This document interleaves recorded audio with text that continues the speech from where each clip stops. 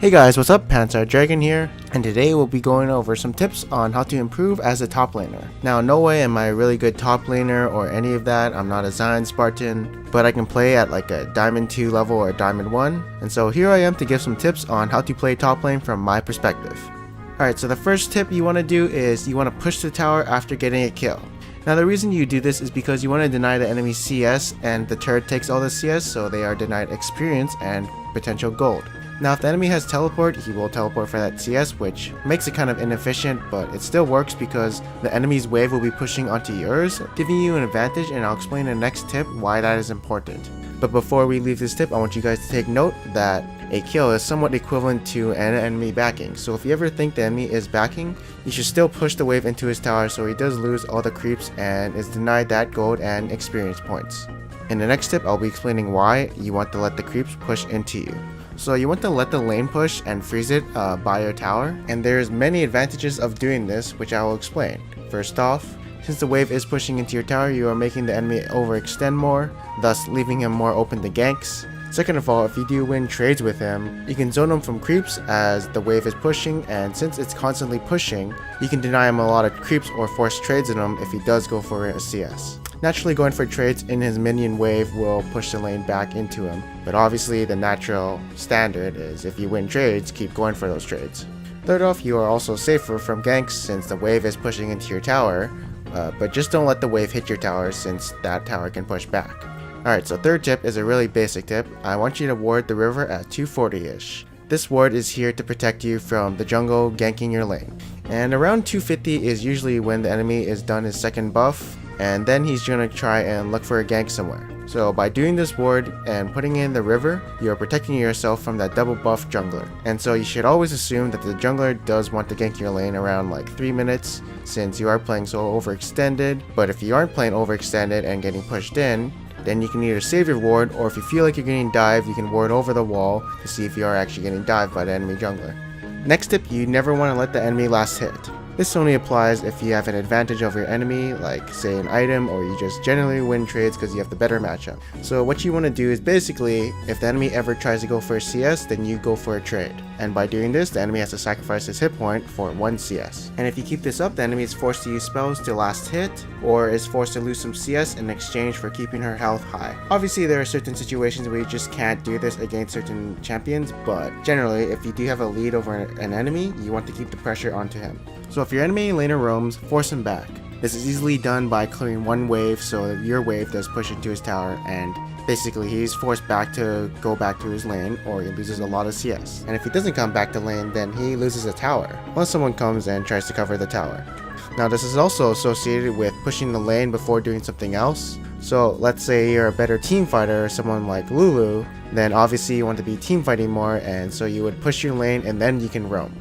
Now what I generally want to do is I always usually want to split when I do have my teleport up. This is because I want to have the lanes keep pushing and having some pressure onto my enemies, and then say if we ever do team fight somewhere, then we can get an objective off that, like a tower. Or if the enemy does win the team fight, then they can't really get any objectives since our lanes are pushing into them. And just in general, you can just teleport to team fights if your team ever does fight. So it's kind of like a 5v5, but it's more like a 4.5 versus 5v5 since you do arrive late. That's the only disadvantage, but the advantages you get from pushing the lane is really worth it. Next up is split push if you can 1v1 everyone. Now the previous concept, always split with TP, overrides this tip, but in general, basically if you can 1v1 everyone on the enemy team, then what's gonna happen is, well, they're gonna have to send someone for you, and that guy's gonna have a rough time, and so you can bruise him up and then get his tower after. Or they do send 2 people after you and causing a 3v4 somewhere else on the map. And so it's a really hard scenario for the enemy to deal with.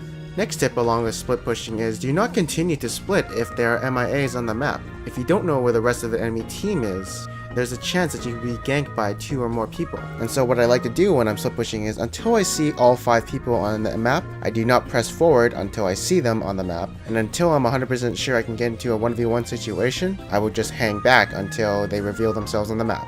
Now when you're splitting, you usually want to ward like the enemy red buff or the blue buff depending on what side you are, as this will protect you from a lot of ganks since you can see a lot of people in that area except from people coming behind the tower.